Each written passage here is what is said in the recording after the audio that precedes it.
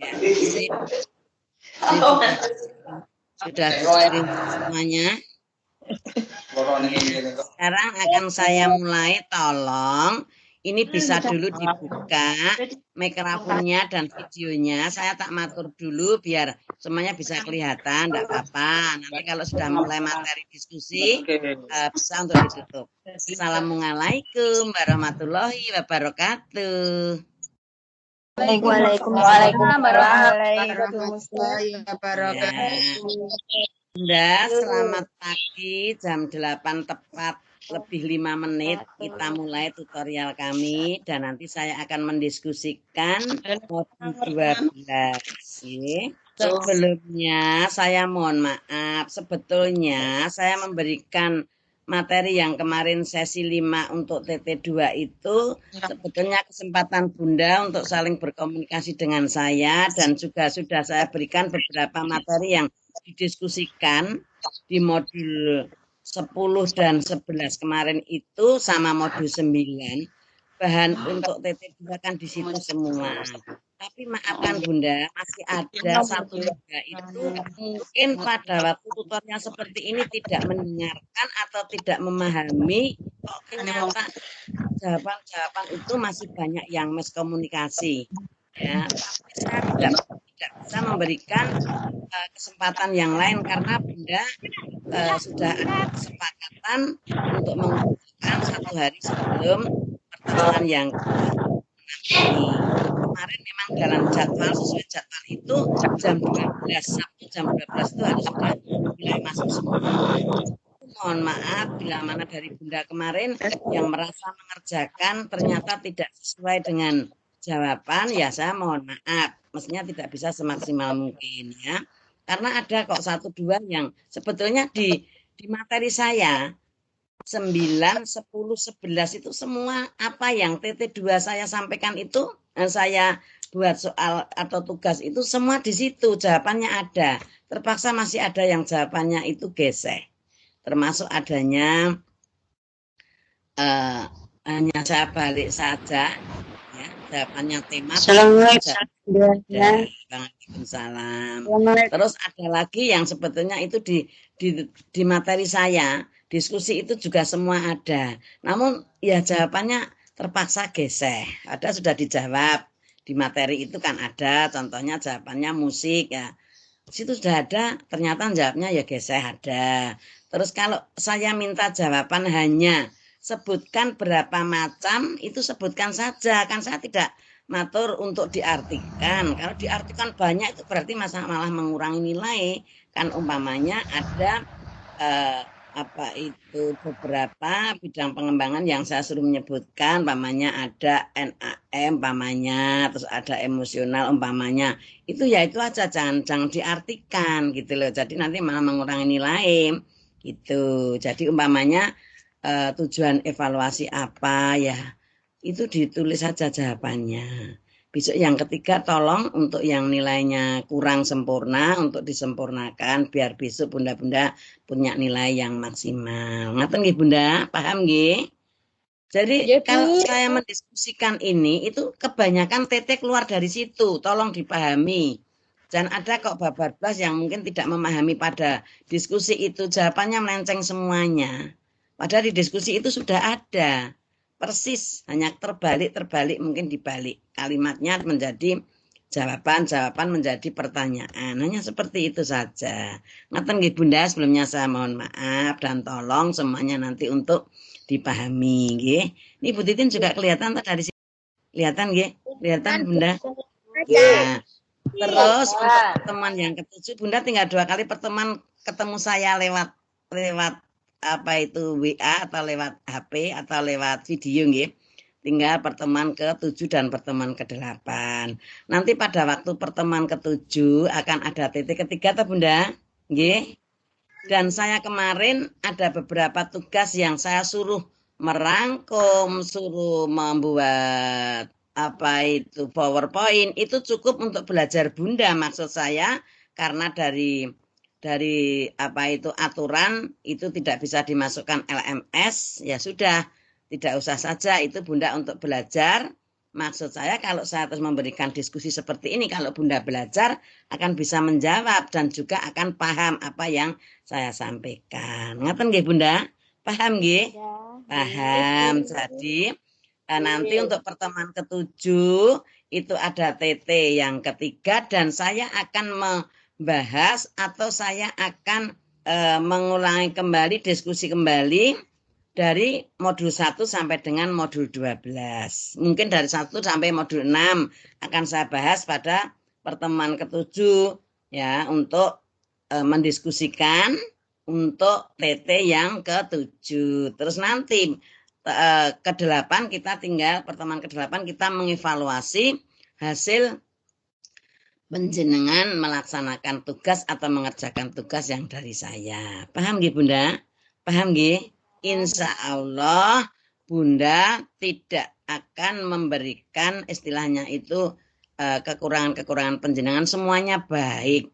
Ya, semuanya baik, hanya nanti penjenengan sajalah yang nanti akan mengevaluasi diri sendiri. Kalau memang kemarin jawabannya merasa tidak sesuai penjenengan ya jangan gelo.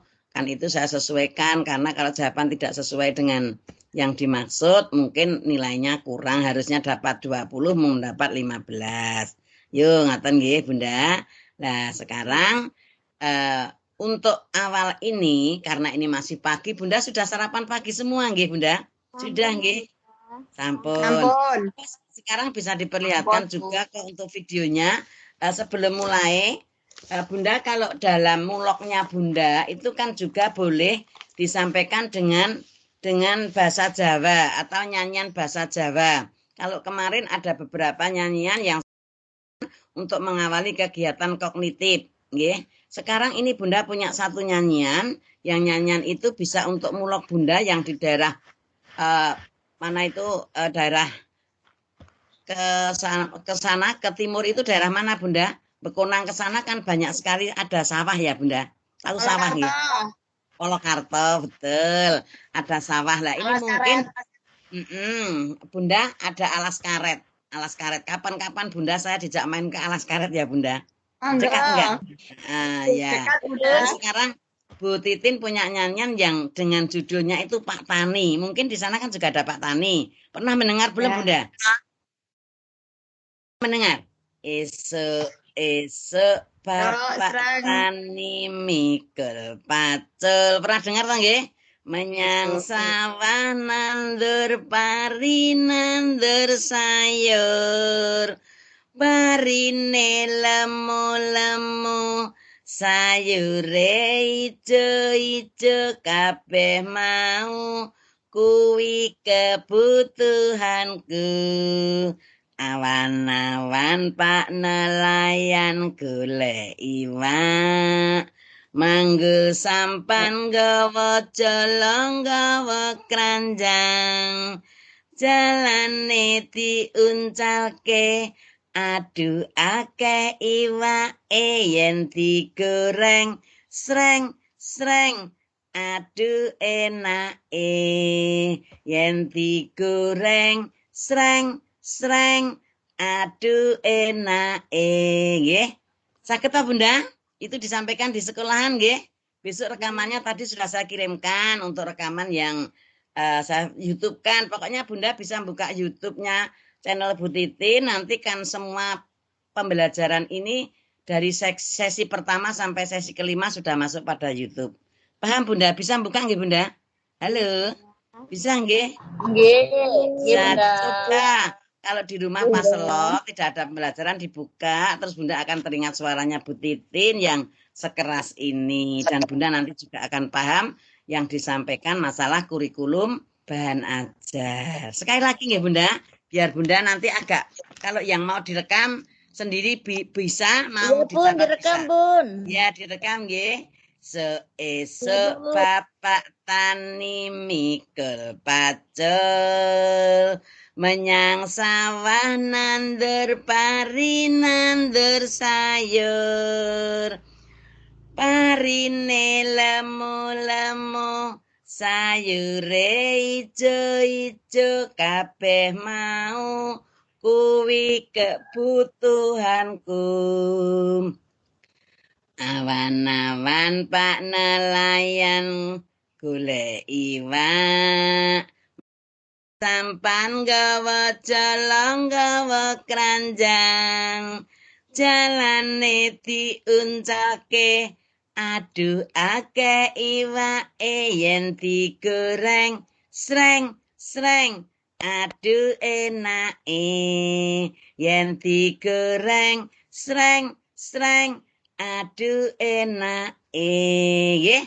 Pun itu Bunda nanti untuk direkam atau nanti bisa untuk bersama-sama kalau sudah selesai nanti untuk penutup akhir bisa dinyanyikan bersama. Siap Bunda? Siap? Ya, Bu. Siap. Kalau siap sekarang akan saya mulai dengan materi saya yaitu materi untuk kegiatan pembelajaran mendiskusikan modul 12. Nggih, sebentar. Ya, sekarang akan saya sampaikan untuk modul 12 ya.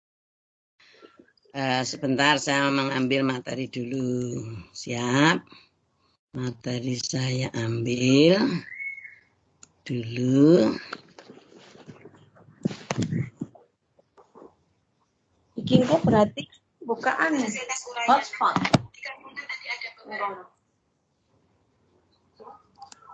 Kuliah. Lah. Ana panek wifi. Nggih. Baik kan masak teng dapur. Gitu, Mbak. Sudah kelihatan Bunda? Ini modul 12. Bu Titin tetap bajunya biru. Nggih, sampun. Nggih, Sampun. Ini modul 12 akan kita diskusikan, mari bersama-sama. Ya, ini ada evaluasi program di TK. Siapa bisa membaca evaluasi program di TK? Silahkan. Dari awal. Muspinga. Monggo, siapa yang bisa? Bu Muspinga. Silahkan dibaca Mbak Muspinga. Ya Bun, modul 12, evaluasi program di TK. Evaluasi itu berfungsi sebagai pengukur keberhasilan secara lebih luas dan untuk mengetahui sejauh mana suatu program yang dikembangkan di TK berhasil. Sampun Bun. Ya, sekarang Bunda sudah tahu bahwa fungsinya atau evaluasi program di TK itu berfungsi sebagai apa tadi itu Bunda? Sebagai pengukur keberhasilan. Ya, sebagai mengukur keberhasilan. Evaluasi itu banyak sekali artinya. Kalau itu evaluasi program di TK sebagai pengukur keberhasilan. Terus kalau evaluasi itu juga dapat diartikan sebagai proses, ya Bunda. Sebagai proses untuk menentukan nilai untuk suatu hal atau objek yang berdasarkan pada acuan-acuan tertentuan untuk menentukan tujuan tertentu. Berarti kan sama artinya gitu. Ini berfungsi sebagai pengukur keberhasilan secara lebih luas dan untuk mengetahui sejauh mana program yang dikembangkan di TK itu berhasil. Maka di sekolahan atau di TK, di sekolahan manapun dalam bidang pendidikan di TK, SD, SMP, SMA maupun perguruan tinggi pasti ada evaluasi akhir semester maupun akhir tahun, semester pertama dan semester 2, hanya namanya mungkin berbeda-beda. Ada UAS, ada ujian negara, ada ujian sekolah, tapi itu kalau di TK namanya dievaluasi, bukan ujian. Begitu toh Bunda? Paham nggih? Ya, jadi kalau di TK itu bukan ujian, tapi itu hanya murid kita dievaluasi, tujuannya, fungsinya untuk mengukur keberhasilan secara lebih luas, mengetahui sejauh manakah program yang kita kembangkan di TK itu bisa berhasil. Apakah saya selama 1 semester 6 bulan itu kita memberikan materi pada anak didik saya baik lewat sekarang modelnya BDR, modelnya home visit, modelnya daring, itu ada keberhasilan tidak, itu diukur melalui evaluasi. Paham nggih Bunda? untuk menentukan tujuan tertentu. Kan ngoten nggih Bunda? Nggih napa mboten? Ya. Dan evaluasi itu memang merupakan suatu saluran juga ya untuk mengetahui ya, untuk menyimpulkan bahwa bisa menentukan nilai-nilai untuk suatu hal yang dipakai berdasarkan pada acuan-acuan tertentu yang menentukan tujuan tertentu. Berarti kesimpulannya berfungsi sebagai pengukur. Ngaten nggih Bunda? Paham nggih? Ada yang mau bertanya tentang evaluasi? Ada enggak? Untuk evaluasi Bunda akan juga tahu tujuannya. Dievaluasi itu apa tujuannya? Coba Mbak, siapa tadi Muspinga? Kalau ini evaluasi program itu berfungsi sebagai pengukur. Sekarang tujuan evaluasi itu untuk mengapa Bunda? Untuk apa Bunda? Untuk mengetahui perkembangan sejauh mana tingkat anak atau selama belajar itu diterimanya Bunda. Itu berfungsinya tujuannya.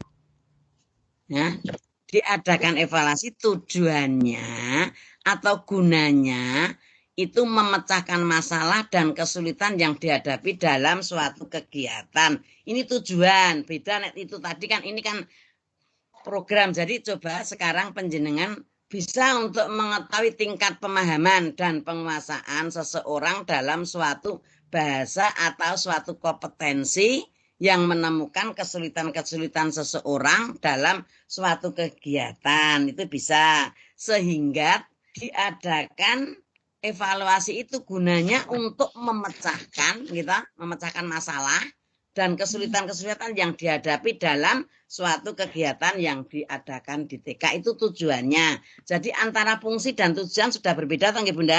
Paham? Ya, Bu. Paham nggih? Paham. Nanti kalau ini penjenengan tidak bisa mencatat, nanti bisa menyetel videonya lagi. Kan Bu Titin ada pembicaraan ini bisa untuk dicatat bersama. Ngaten nggih Bunda?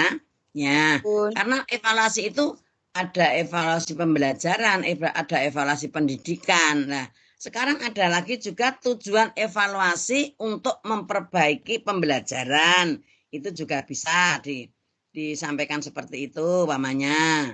Dan itu bisa juga. Jadi evaluasi itu banyak sekali fungsi-fungsinya atau ada tujuan. Kalau tujuan evaluasi dalam kegiatan itu juga bisa diartikan untuk memperbaiki cara pembelajaran, mengadakan perbaikan. Kalau penjenengan sudah saya berikan tugas, saya evaluasi, mungkin nilainya belum maksimal, penjenengan tahu wah bijiku kok urung maksimal, aku jane kepenginku 100 apa 90 kok bijiku mung 75 apa 80. Nah, penjenengan berarti evaluasi juga, terus penjenengan akan memperbaiki pembelajaran penjenengan, akan memperbaiki kegiatan penjenengan supaya nanti mendapat nilai yang terlebih bagus. Kan begitu nggih?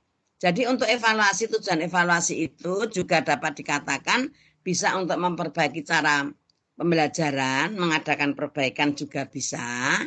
Gitu, dalam pengayaan bagi peserta didik. Di sekolah Bunda ada buku pengayaan tak Bunda? Halo. Ada Bun. Ada. Jadi nanti masuknya evaluasi dalam perbaikan itu masuknya pada pengayaan. Jadi kalau penjenengan memperbaiki salah satu siswa itu masuk pada buku perbaikan pengayaan. Paham nggih Bunda? Gini mboten? Nggih. Ya, terus pembelajaran yang lebih tepat sesuai dengan tingkat kemampuan yang dimilikinya. Jadi nanti Bunda setelah mengadakan evaluasi pada anak didik yang nilainya kurang baik, pembelajarannya di TK kurang baik, penjenengan nanti bisa penjenengan perbaikin, terus nanti nilai perbaikan masuknya nilainya dengan huruf narasi toh mboten angka toh perbaikan pengayaan kita. Gitu. Huruf narasi toh dimasukkan pada buku program perbaikan pengayaan biar tahu kenaikan atau anak itu bisa ada perubahan dari sebelum dan sesudah. Ngaten nggih Bunda, paham nggih? Paham nggih? Nggih. Karena ada juga evaluasi program. Nah, evaluasi program ini tadi sudah, ini evaluasi program di TK. Sekarang ada lagi, evaluasi program pendidikan. Nah, ini sudah berfungsi, itu evaluasi program pendidikan. Nah, evaluasi program pendidikan itu langkah awal dalam supervisi mengumpulkan data dari siswa, ya toh, dari siswa yang tepat agar dapat dilanjutkan dengan pemberian pembinaan yang tepat pula dalam perencanaan yang akan direncanakan dalam pendidikan atau dalam ranah pendidikan selanjutnya. Jadi dalam evaluasi program pendidikan ini penjenengan tujuannya ya toh itu langkah awalnya itu mengadakan supervisi kepada siswa umpamanya atau mengumpulkan data dulu dari nilai anak. Nah, dari nilai anak dengan memberikan pembinaan-pembinaan. Bisa juga kepala sekolah memberikan pembinaan kepada guru kelasnya. Setelah itu, biar nanti dalam perencanaan yang akan datang bisa lebih matang dalam ranah pendidikannya. Jadi, evaluasi itu banyak sekali yang diartikan berbeda-beda. Jadi, pahami besok kalau ada titik ketiga, ada pertanyaan apa yang ditanyakan. Evaluasi program DTK dan evaluasi program pendidikan itu sudah beda artinya. Paham, Bunda? Fungsi evaluasi dan tujuan evaluasi nanti sudah berbeda. Artinya jangan sampai dicampur aduk. Nanti tidak penjenengan jawabannya akan kesasar atau keliru. Ini sudah paham masalah fungsi evaluasi dan tadi sudah saya jelaskan tujuan evaluasi dan saya jelaskan evaluasi program pendidikan. Ada yang mau bertanya, Bunda? Ada tidak? Atau pas?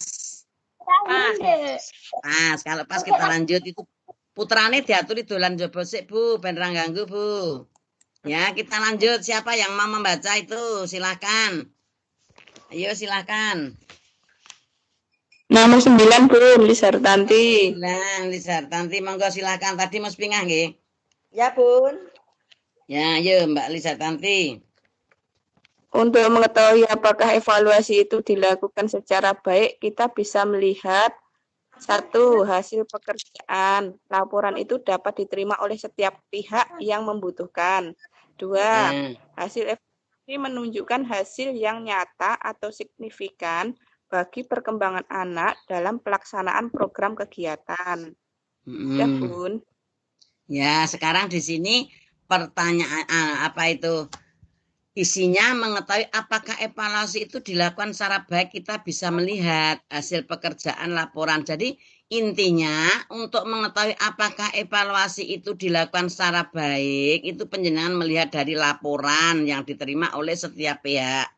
Seandainya punya sebagai kepala sekolah bisa menilai guru kelasnya itu tidak hanya di sekolahan saja, mungkin di luar sekolah ada beberapa hal-hal masukan dari wali murid, Bunda harus bisa merespon meskipun itu tidak langsung tetap diselidiki. Begitu toh Bunda? Ini membetan dari semua pihak diselidiki itu dalam mengetahui evaluasi. Terus hasil evaluasi itu menunjukkan hasil yang nyata atau signifikan bagi perkembangan anak dalam pelaksanaan program kegiatan. Bunda bisa menjelaskan apa yang dimaksud signifikan, Bunda?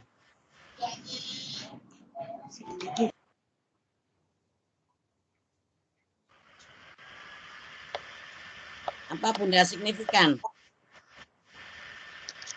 Penandaan. Apa? Penandaan. Contohnya diberi hasil evaluasi menunjukkan hasil yang nyata atau signifikan. Penjenengan paringi contoh. Contohnya penjenengan menilai salah satu murid penjenengan Bunda. Umpamanya siapa, tadinya apa, ngerti lho Bunda. Masa seperti itu. Terus sekarang bisa apa gitu loh. Ya coba beri contoh.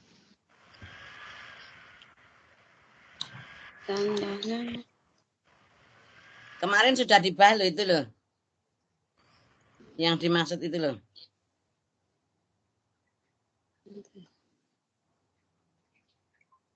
Saya coba ya Bun. Ya siapa itu? Bu Nur Hidayati. Oh ya coba dijawab. Misalnya pada sebelumnya anak itu belum bisa mewarnainya masih coret-coretan. Kemudian kita kasih tugas, kita bimbing begitu nggih. Kemudian setelah beberapa saat kemudian mewarnanya sudah bagus. Berarti kan hasilnya jadi signifikan. Jadi menunjukkan hasil yang lebih baik gitu. Mungkin begitu, Sekali Bun. atau beberapa kali, Bunda? Beberapa kali, Bun. Ya, beberapa kali maksudnya anak itu mengerjakan sekali itu saja atau beberapa kali? Beberapa kali, Bun. Jadi misalnya hari ini, kemudian mungkin besok atau 3 sampai 4 kali lah paling tidak seperti itu. Biar Ya, konsisten. berarti hasilnya selalu ada peningkatan gitu, Bunda. Gitu? Ya, Kalau signifikan kan ya, Bu. acek-acek saja, tetapi tetap anaknya itu bisa melaksanakan sesuai apa yang diharapkan Bu Guru, kan begitu nggih? Jadi dapat dikatakan apa itu? Dengan kesimpulannya apa? Hasil signifikan itu hasil yang memuaskan.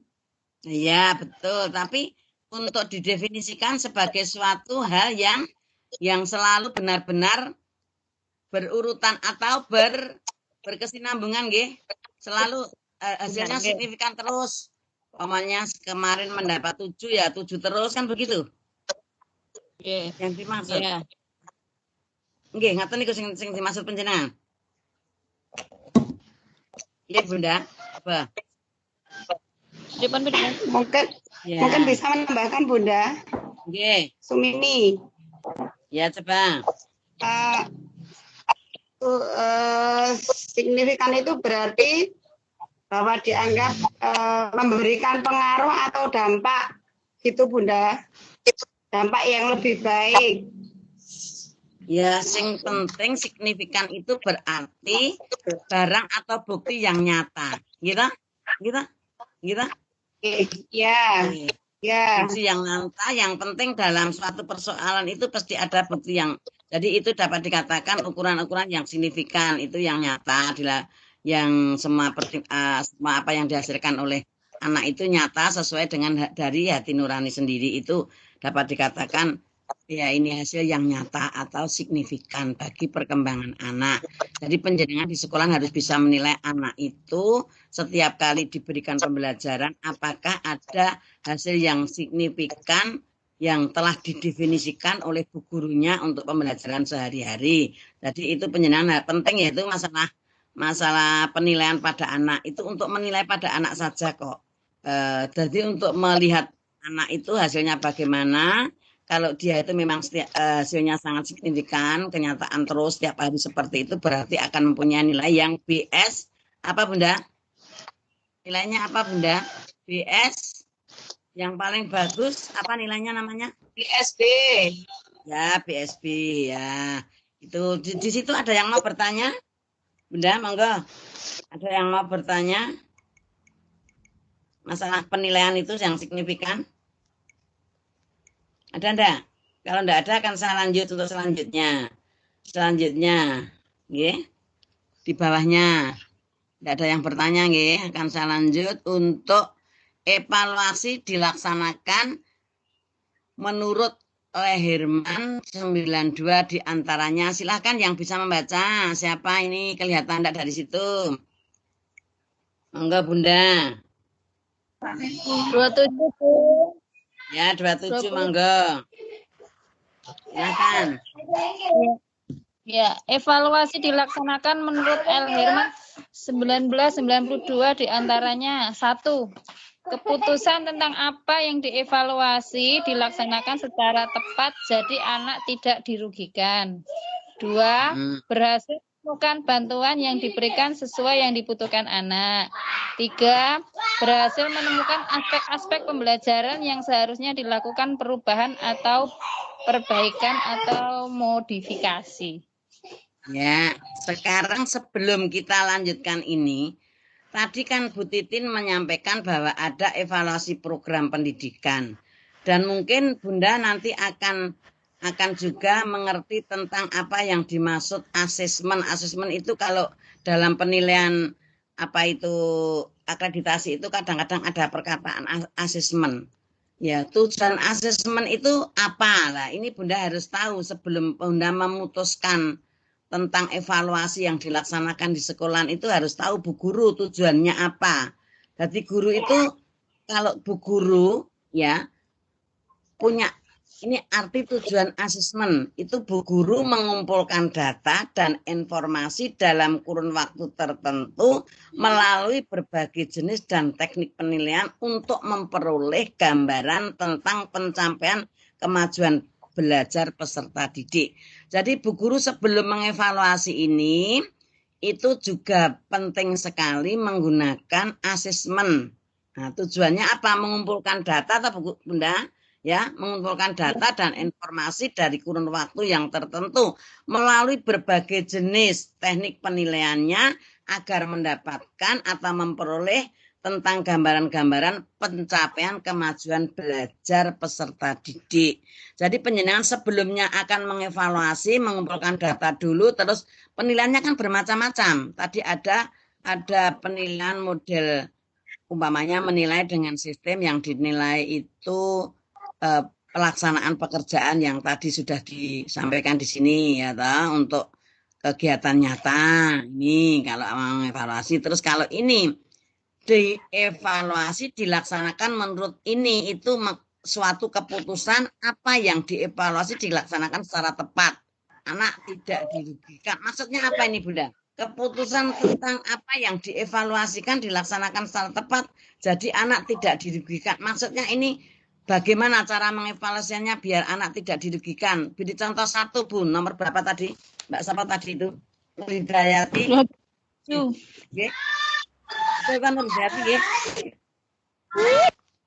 Monggo Bu Nur Hidayati. Contohnya pripun? Halo. Halo. Bu Nur. Halo, Bu. Hanya berisik banget. Sing berisik njenengan niku putrane kan minggir sik.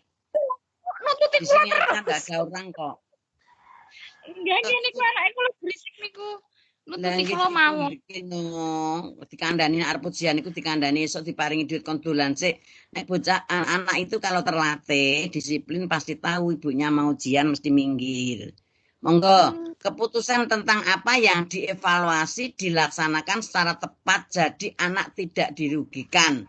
Lah, ini keputusan mengevaluasi supaya anak tidak dirugikan ini penjenengan contohnya mengambil langkah evaluasi melalui asesmen tadi napa Bu penjenengan langkah seandainya anak itu disuruh menyanyi gitu aja. Langkah awalnya supaya anak itu tidak dirugikan, penjenengan cara menilainya lewatnya bagaimana?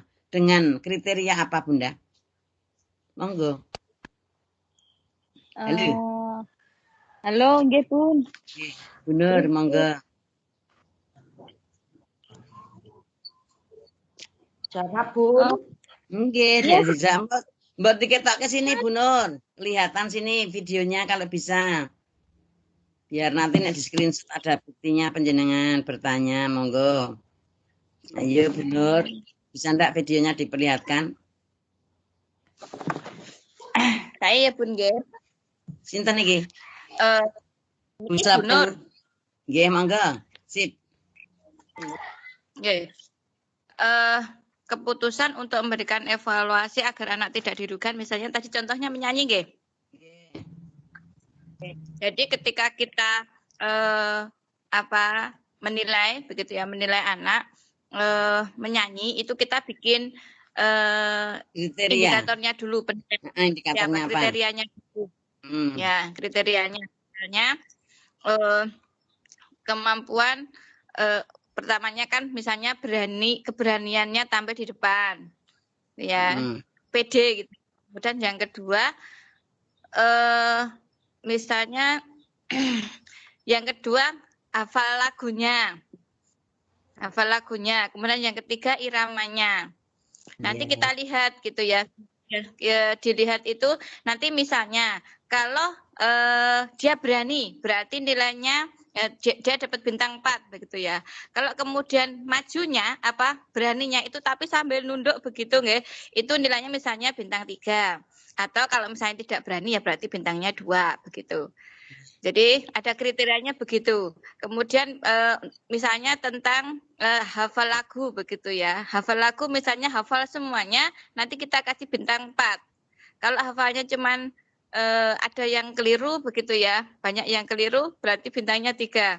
Tapi nanti kalau tidak hafal berarti bintangnya 2. Mungkin begitu Bun. Ya, jadi kesimpulannya semua guru kalau akan menilai anak biar anak tidak rugi mesti menggunakan seperti tujuan asesmen tadi, mengumpulkan data, terus penjenengan mempunyai kriteria membuat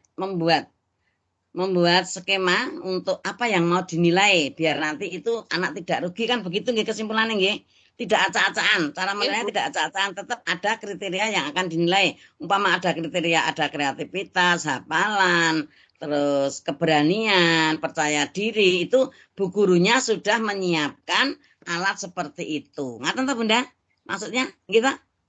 Nggih. Tidak hanya anak disuruh menyanyi langsung bu guru menilainya tidak sesuai dengan tujuan bu guru atau tujuan asesmen tadi. Ngaten nggih? Terima kasih Mbak Nur Hidayati. Lanjut yang nomor 2, siapa yang mau menjawab? Berhasil menemukan bantuan yang diberikan sesuai yang dibutuhkan anak. Nah ini yang saya tanyakan yang ketiga saja. Berhasil menemukan aspek-aspek pembelajaran yang seharusnya dilakukan perubahan atau perbaikan modifikasi. Ini yang dimaksud perbaikan dan modifikasi, ada yang bisa menjelaskan? Sinten monggo. Halo. Tadi saya sudah. Sitati Hidayati Bu, nomor 16. Ya, nomor 16. Monggo Mbak Sitati hati-hati. Yang tadi saya sudah menyampaikan untuk perbaikan pengayaan. Bagaimana contohnya? Nah, supaya bisa menemukan. Diperlihatkan Mbak Sitati. Diperlihatkan videonya kalau bisa. Videonya. Bisa enggak? Ya, sip. Contohnya diberi contoh. Misalnya untuk menunjang pembelajaran itu tadi dari evaluasi itu tadi, kemudian ada ide untuk membuat APE misalnya untuk menunjang kegiatan pembelajaran. Jadi dari bu gurunya sendiri ada modifikasi untuk membuat APE. Misalnya seperti itu. Kemudian ada inovasi lagi memperbaiki dari pembelajaran yang kemarin misalnya kurang baik, kemudian dimodifikasi dengan pembelajaran yang lebih inovatif, misalnya menonton film misalnya seperti itu untuk anak-anak. Mungkin begitu dari saya Bunda, mohon koreksi. Jadi dengan kesimpulan untuk evaluasi yang dilaksanakan menurut Hirman itu itu bisa menemukan aspek-aspek pembelajaran yang harus dilakukan perubahan, contohnya penjenengan tadi yang tadinya belum bisa, setelah penjenengan membuat APE yang lebih bagus, tadinya APE-nya tidak ada, bisa memperbaiki dan penjenengan bisa memodifikasikan APE tadi untuk dibuat inovasi yang terbaru atau diinovasikan, membuat yang terbaru bisa menjadi keberhasilan anak. Itu menurut Hirman. Begitu nggih yang dimaksud nggih? Jadi ini untuk evaluasi yang dilaksanakan oleh Hirman ini evaluasi yang sangat bagus, maka untuk itu monggo penjenengan di sekolahan bisa juga menggunakan evaluasi yang menurut Hirman ini, diantaranya dia bisa menemukan jadi segala sesuatunya. Kalau mau memperbaiki anak didik untuk dimodifikasikan, mempunyai APE itu belum terlalu baik, bisa nanti dimodifikasi menjadi yang terbaik dan anak akan tertarik, akan menghasilkan sesuatu yang sangat baik sesuai dengan tujuan pembelajaran di taman kanak-kanak. Ngaten nggih Bunda? Matur nuwun ya. Sekarang kita lanjut. Ya, kita lanjut untuk selanjutnya. Sekarang lanjutan yang nomor 4. Monggo yang bisa membaca. Siapa? Siap? Anis, Bunda. Ya, monggo Mbak Anis dibaca. Oke. Lanjutan nomor 4. 4 berhasil mengungkapkan program kurikulum yang perlu didukung dan direvisi atau bahkan dihilangkan. 5. Alat yang digunakan reliable atau tahan uji, memiliki konsistensi dan hasil yang valid atau tepat. Terus sekarang berhasil mengungkapkan program kurikulum yang perlu didukung. Jadi menurut Hirman tadi bisa ada keberhasilan mengungkapkan program kurikulum yang didukung dan direvisi atau bahkan dihilangkan. Terus yang kelima menurut Hirman juga alat yang digunakan sangat reliable atau tahan uji. Berarti reliable itu artinya tahan uji. Nah itu contohnya apa Mbak? Bisa memberikan contoh. Alat yang sangat reliabil itu apa? Nggih. Alat nggih niki alat nggih. Misal kalau ini alat pembelajaran nggih Bunda? Iya, alat pembelajaran sing sangat reliable itu contohnya apa? Sing sangat reliable dan valid. Nggih. Ini bisa berupa APE nggih? Ya, pamane APE ya keneng pengukuran alat itu. Nggih, APE terus RPPH niku. Ada RPPH wong iki alat kok. Oh, nggih. Berarti APE. Yang artinya pengukuran yang dapat apa Bu? Diandalkan akan mengukur secara apa? Otomatis pengukuran variabel itu. Gitu? Nggih.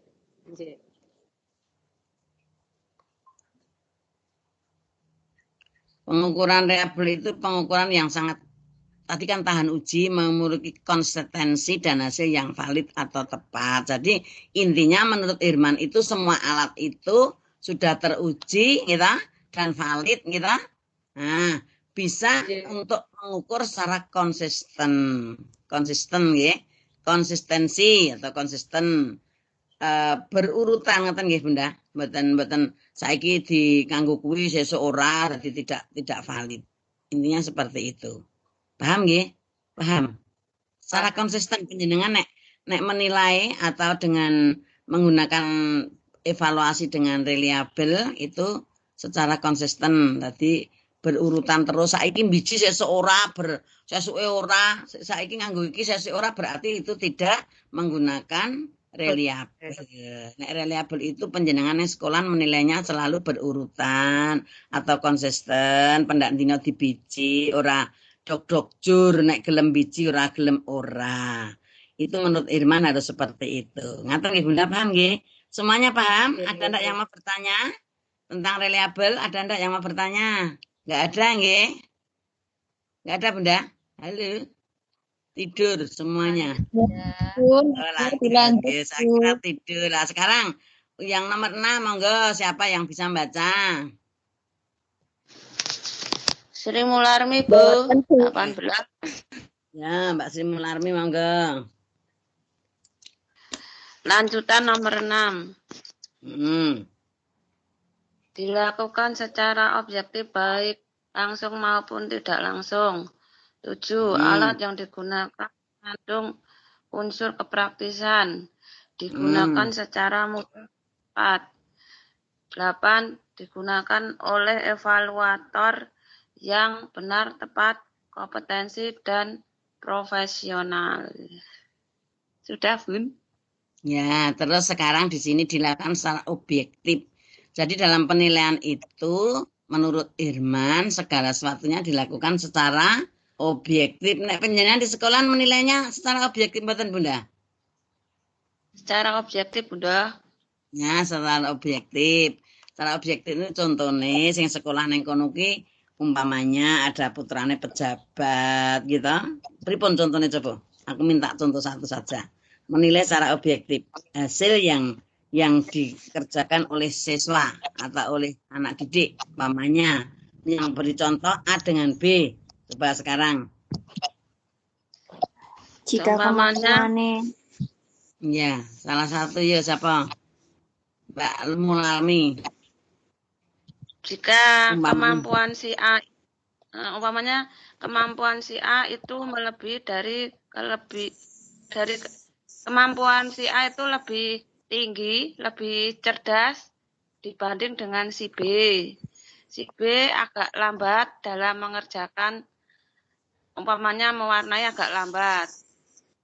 Sedangkan si A cepat, rapi, dan sip pokoknya dibanding si B agak lambat gitu Bunda. Nah terus perbedaannya masalah objektif tadi di mana? Meskipun ada begitu, meskipun si B itu putrane Pak Camat, kan begitu. Perbedaannya kan seperti itu. Yang si A puterane Bu Guru. Kan jabatannya tinggi Pak Camat. Tapi tetap saya karena objektif menilainya ya yang si A tadi karena dia bisa mengerjakan dengan baik, kan begitu. Itu perbedaan seperti itu. Ya, gitu. Nah, perbedaan itu tidak ada putra si A si B, berarti terus objektifnya di mana yang dimaksud objektif? Meskipun yang putra Pak Camat itu ada mengerjakan hanya mendapat 5, kalau yang putra Bu Guru itu mendapat 8, dan betul berarti kita tetap yang saya nilai banyak yang putra Bu Guru, namanya objektif bukan putra Pak Camat, kan begitu. Itu perbedaan objektif. Ya. Jadi orang Bang Cindi, Bang Cilatan. Paham Mbak Larmi? Paham. Nah, sekarang di sini digunakan oleh evaluator yang benar tepat. Ini menurut Irman itu menggunakan evaluator yang benar dan tepat dalam kompeten dan profesional. Coba kompetensi itu apa? Kompeten, orang yang punya kompetensi apa? Mempunyai keahlian atau kemampuan. Ya, kemampuan, keterampilan, pengetahuan, dan sikap kerja yang sesuai dengan standar yang ditetapkan. Jadi Bu Guru yang punya kompetensi, ya, punya kompetensi kerja. Kan ada kompetensi pendidik, ada kompetensi kerja. Bu Guru yang punya kompetensi kerja itu adalah kemampuan kerja setiap individu seseorang, ya, setiap individu seseorang, ya. Mbak Larwi paham ya? Paham, Bu. Ya, paham ya? Nah, jadi setiap individu yang mencakup aspek pengetahuan, keterampilan dalam sikap kerja yang sesuai dengan standar yang ditetapkan. Jadi kompetensi kerja kuwi kemampuan kerja setiap individu atau setiap guru masing-masing yang mencakup aspek pengetahuan, keterampilan, dan sikap kerja yang sesuai dengan standar yang ditetapkan. Kalau di taman kanak-kanak Bu Gurunya itu standar yang ditetapkan, Bu Guru setiap akhir semester harus bisa mengevaluasi, ya toh. Bu Guru harus bisa melaksanakan evaluasi sesuai dengan standar yang ditetapkan. Kalau standar yang ditetapkan itu menggunakan evaluasi dengan lembar kerja atau EKTK dalam kurikulumnya seperti itu, ya laksanakan seperti itu. Meskipun ini BDR, kan bisa di home visit atau lewat daring. Atau orang tua ngambil ke sekolahan. Rangat entah Bunda? Ini apa Badan? Iya. Itu namanya orang yang profesional. Ya. Terus alat yang digunakan oleh menurut Irman itu mengandung unsur yang kepraktisan, digunakan secara mudah dan cepat. Ini contoh tepat. Contohnya apa saja lainnya Mbak Mularmi yang bisa menambahkan? Alat yang digunakan mengandung unsur yang praktis dan mudah untuk dilaksanakan. Siapa bisa yuk? Bisa menjawab? Apa contohnya di sekolah, apa contohnya? Mbak Eniko Srini bisa tidak? Mbak Eniko Srini? Ani Uniterum, Mbak Ani bisa enggak? Beri contoh satu saja, bisa enggak? Timbangan badan, Bu. Oh, coba saya Pak sabar, napa Pak contohnya Pak? Contohnya untuk yang praktis timbangan badan Bunda. Alat yang digunakan mengandung unsur kepraktisan, digunakan secara mudah. Alatnya apa? Timbangan badan. Lainnya Pak, sing APE apa? Timbangan badan itu untuk kegiatan kesehatan. Kalau yang APE Pak? APE yang praktis apa? Alat. Untuk titian. Apa namanya? Jalan titian itu Bunda. Untuk keseimbangan. Itu apa? Keseimbangan. Itu dianggap ketika anak sudah bisa. Ya. Ya apa? Jadi ketika anak sudah bisa berjalan, berarti otomatis anak sudah bisa dinilai, oh ini bisa menjaga keseimbangan. Jadi langsung dapat jawaban dan hasil. Oh begitu ya. Itu menurut Hirman memang alat yang digunakan itu mengandung unsur kepraktisan. Jadi itu penjenengan pun juga sesuaikan seperti apa yang ada di sini ini, semuanya kalau mengajar seperti itu akan tepat pada sasaran. Begitu. Ada yang mau bertanya? Silakan. Ada tidak? Halo. Lanjut atau ada yang mau bertanya? Lanjut. Di situ kok. Enggak ada pertanyaan? Berarti sudah bisa loh. Kalau enggak ada pertanyaan besok kalau di TT enggak bisa, aku wis menawarkan. Lanjut. Sekarang ini dibaca Mbak Eni Kusrini. Ada enggak? Iya Mbak Eni Kusrini. Nggih, Bun. Ada enggak? Mbak Eni Kusrini ada. Silakan, Mbak. Ukuran yang digunakan evaluasi yang paling tepat adalah kuantitatif maupun kualitatif. Cara kerja evaluasi yang tepat itu membandingkan dan mengambil suatu keputusan. Kriteria pengambilan keputusan evaluasi dengan berpatokan perencanaan pada harapan masyarakat secara internal. Sudah? Sekarang Mbak, sampai gimana Bu siapa? Halo? Eni Kusrini. Nggih, Mbak Eni Kusrini coba saya ingin tahu apa tuh yang dimaksud kualitatif, penilaian kualitatif itu apa? Secara kemampuannya, Bu. Kemampuan dalam menguasai sesuatu hal. Pemahaman atau kemampuan. Jadi kalau penilaian secara kualitatif itu untuk memperoleh pemahaman yang mendalam dalam mengembangkan teori atau mendeskripsikan realitas dan kompleksitas sosial itu kualitatif. Kalau kuantitatif itu menjelaskan hubungan antara variabel untuk menguji teori, melakukan generalisasi fenomena sosial yang diteliti. Jadi bedanya itu. Kalau kuantitatif itu memperoleh pemahaman yang sangat mendalam yang akan dikembangkan itu Bunda, teori yang setelah dideskripsikan dan realitas untuk kompleksitas sosial itu kualitatif. Kalau kuantitatif menjelaskan, atas kula ngeten iki menjelaskan berarti dengan mengevaluasi secara kuantitatif, menjelaskan hubungan antara variabel dan menguji teori, melakukan generalisasi fenomena sosial yang diteliti. Jadi ini kalau evaluasi kuantitatif dan kualitatif itu masuk pada penyusunan penjenengan biasanya membuat PKP itu ada mungkin dengan sistem kuantitatif atau kualitatif. Jenengan iki wis nyusun PKP atau belum? PTK biasa. Kalau PTK biasanya ada model kualitatif dan model kuantitatif. Nah, monggo mangke bisa untuk digadokke. Itu artinya itu. Jadi perbedaannya itu nggih. Kalau kuantitatif itu memperoleh pemahaman yang mendalam dan juga mengembangkan teori dan mendeskripsikan realitas dan kompleksitas sosial. Ini nek kuantitatif itu menjelaskan hubungan antara variabel, menguji teori, dan melakukan generalisasi fenomena sosial yang akan diteliti. Ini kan alat untuk penelitian, Pak Bunda. Paham nggih? Nggih? Bunda. Nah, jadi penjenengan membuat PKP kalau ada model. Kadang-kadang penelitian secara kuantitatif dan kualitatif harus tahu maksudnya, mboten acak-acakan, ngoten nggih. Sekarang yang nomor 2, cara kerja evaluasi yang tepat itu membandingkan dan mengambil suatu keputusan. Niki contohnya apa Bunda? Mengevaluasi yang tepat itu membandingkan mengambil suatu keputusan. Contohnya apa? Dalam menilai pada anak.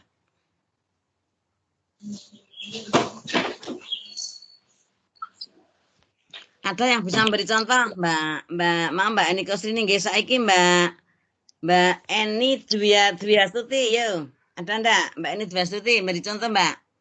Cara kerja evaluasi yang tepat itu membandingkan dan mengambil suatu keputusan. Nah, yang dimaksud membandingkan dan mengambil suatu keputusan itu nek panjenengan menilai antara A dan B akan mengambil keputusan yang bagaimana, coba diberi contoh, tadi sudah pernah ada loh. Tapi tadi kalau membandingkan yang objektif tadi bedanya itu, tapi ini yang mengambil keputusan bukan masalah objektif, hasil karya anak. Monggo Mbak Eni Dwiastuti. Monggo Mbak Eni. Halo.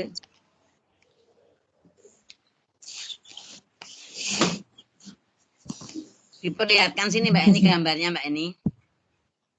Halo Mbak Eni. Mbak Eni dan mau masuk loh.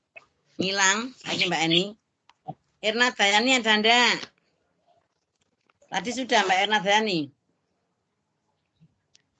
Halo Bunda, tidur Bunda. Halo. Iya, kok enggak ada yang jawab? Ayo Mbak Zahra bisa enggak? Iya Bunda. Oke. Siapa ini Mbak Zahra? Kok pedot-pedot Ibu? Sinten niku? Ayo. Iya, Bu. Iki Mbak Zahra. Nggih. Nggih, bisa masuk? Videonya bisa enggak? Enggak bisa masuk. Nek bisa ambil video sini, nek enggak bisa sudah dijawab saja. Contohnya ada membandingkan anak dua. Untuk mengambil suatu keputusan antara 1 dan 1, bagaimana caranya untuk menilai, mengevaluasi yang tepat. Yuk. Misalnya ini anak usia 5-6 tahun. Di kemampuan kognitif mengenal angka, anak itu mengenal angka 1-10. Jika anak A itu bisa mengenal, jika kebanyakan anak itu sudah bisa mengenal dan memahami angka sekiranya 1-10, kemudian ada 1 atau 2 anak yang belum bisa angka 1-10, berarti penilaiannya yang 2 anak itu kurang belum berkembang ya. Terus yang 1 anak kamu ambil keputusan sudah sesuai dengan yang diharapkan, belum berkembang sudah sesuai dengan harapan. Terus yang terakhir papat nggih Mbak penilaiannya. Berarti tetap bisa dengan kesimpulan di antara orang 3 itu yang 1 itu sudah bisa sesuai yang diharapkan, yang 2 baru mulai berkembang, dengan kesimpulan seperti itu. Ngaten nggih Mbak Zahra? Kesimpulannya? Ya, lanjut sekarang yang ini yang terakhir, kriteria pengambilan keputusan evaluasi dengan berpatokan perencanaan pada harapan masyarakat secara internal. Napa sing dimaksud secara internal Mbak Hajat Munawaro? Ada ndak Mbak Hajat Munawaro? Ayo Mbak Hajat. Nggih? Ada? Ada. Monggo Mbak Hajat. Ukuran yang digunakan evaluasi yang paling tepat adalah kuantitatif maupun kualitatif. Cara kerja evaluasi. Jenengan rak mesti nggatekke mesti. Iki loh yang ketiga ini kok yang ditanyakan kok jenengan mam cara nyimak. Kriteria pengambilan keputusan evaluasi gitu. Ini disengaja berpatokan perencanaan. Ini dibaca terus dijawab kok.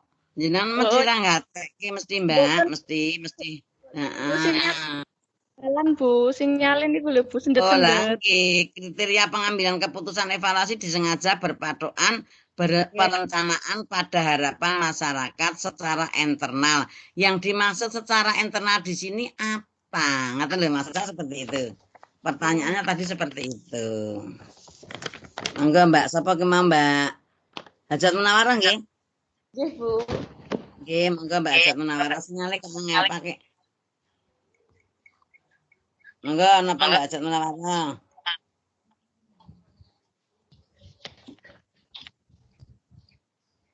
Secara internal, yang dimaksud internal dalam pengembangan keputusan itu apa Mbak? Hanya itu aja pertanyaan tadi yang perlu di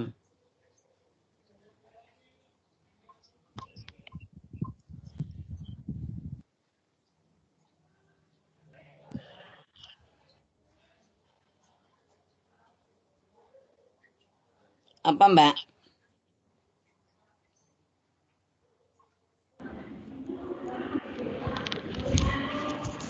Bisa enggak Mbak Hajat Munawaro? Apa yang dimaksud mungkin saya bisa bantu Bunda. Gimana? Semini. Nggih, monggo napa Bu Semini? Semuanya menyimak saja. Secara internal itu mungkin bisa diambil dari lembaga kita sendiri, maksudnya dari dalam sendiri gitu nggih Bun? Ya, internal itu asalnya dari mana toh Mbak? Dari Bun.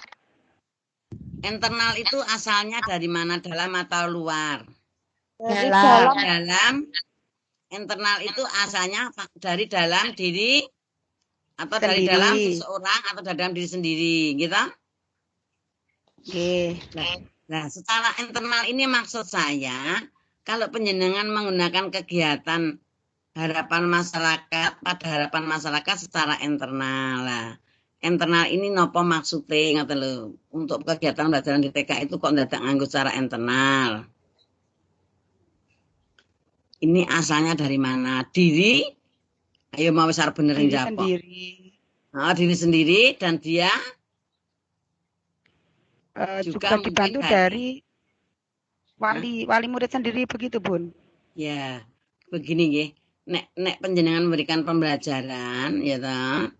Pembelajaran ini kriteria pengambilan keputusan evaluasi yang disengaja berpatokan perencanaan pada harapan masyarakat. Nah, harapan masyarakat ini yang secara internal. Masyarakat mestinya punya harapan kalau panjenengan mengambil kriteria keputusan evaluasi pada anak didik dari putrane masyarakat itu, ambillah dengan secara internal. Secara internal itu ora diganggu dengan orang lain, hanya panjenengan itu pengambilannya tidak di luar diri seseorang, tapi dari individu bu guru masing-masing memberikan keputusan pada evaluasi, ora di istilahnya itu dibujuki orang lain lah. Sekarang contohnya panjenengan menilai pada si A, karena yang mendapat informasi dari luar bahwa si A itu begini-begini, panjenengan manut, itu tidak boleh kalau dalam kriteria pengambilan keputusan evaluasi berpatokan pada perencanaan panjenengan yang diharapkan oleh masyarakat. Masyarakat pengharapannya secara internal. Nah, bu gurunya bagaimana? Nah, faktor internal itu asalnya dari dalam diri sendiri atau individu sendiri. Kan ngaten ta, Bunda? Gini mboten? Halo? Nggih, Bu. Nggih. Itu akan melekat pada diri panjenengan sendiri. Jadi kesimpulannya, kalau panjenengan menilai di sekolahan itu karena harapan masyarakat itu secara internal, ya panjenengan cara menilainya pada anak didik sesuai dengan hati nurani panjenengan. Jangan menerima usulan-usulan dari luar yang tidak tahu persis dalam kegiatan pembelajaran sehari-hari ini dalam penilaian. Tetapi dalam arti yang sebenarnya apa toh internal itu? Internal itu atau apa toh kok ndadak nganggo faktor internal umpamanya seperti itu. Nah, itu faktor yang asalnya dari diri sendiri. Ngaten nggih? Paham, Bunda? Paham? Paham, Bunda. Ada pertanyaan? Tidak ada nggih? Tidak ada, kita lanjut yang KB2. Coba sekarang ini tadi Bu siapa yang membaca tadi, Mbak Munawarah nggih? Halo? Mbak Indri Pak Masari ada ndak? Mbak Ani ndak ada? Halo? Mbak Ani? Mbak Ani ada ndak? Enten. Dibaca Mbak Ani, sejak tadi belum muncul loh. Dibaca Mbak, kegiatan belajar 2 Mbak. Nggih. Ani, kegiatan. Dikelihatkan videonya. Videonya bisa dibuka enggak? Videonya Mbak Ani. Ini kok Ani Setiawati, Ani Yunaringrum. Yunaringrum. Mbak Ani, bisa diperlihatkan videonya Mbak Ani? Halo? Ya, sip. Arab sidik men kita wajahnya. Betul kelihatan juga nggih. Yuk, dibaca Mbak Ani. Belajar 2. Evaluasi program kurikulum berbasis kompetensi. Hasil evaluasi tersebut dapat digunakan untuk memperbaiki kurikulum. Sampun, Bun? Ya, kegiatan evaluasi program kurikulum berbasis kompetensi. Kemarin kan saya sudah membahas ada kurikulum berbasis kompetensi tahun 2004, tapi tetap dilanjut silabus sampai sekarang. Hasil evaluasi tersebut dapat digunakan untuk memperbaiki kurikulum. Betul atau tidak, Bunda? Betul nggih? Betul atau tidak? Nah, contohnya pripun contoh evaluasi program kurikulum yang berbasis kompetensi yang kemarin Bunda juga sudah ada pertanyaan, apa apa yang dimaksud dengan evaluasi? Kemarin kan Bunda sudah memberikan pertanyaan seperti itu, nggih? Sudah toh? Halo. Kita. Nah, itu kemarin Bunda sudah memberikan pertanyaan apa yang dimaksud evaluasi. Lah sekarang aku paringono contohnya apa evaluasi yang dapat digunakan untuk memperbaiki kurikulum itu apa gitu loh Bunda.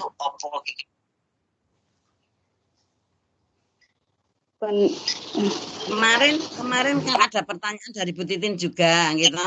Yang itu sasaran kegiatan evaluasi, terus apa yang dimaksud evaluasi? Nek sasarannya jelas untuk kemampuan menulis, membaca dan berhitung. Tapi apa yang dimaksud evaluasi secara umum? Lah ini mestinya yang dimaksud karena ini program kurikulum berbasis kompetensi berarti evaluasi secara umum.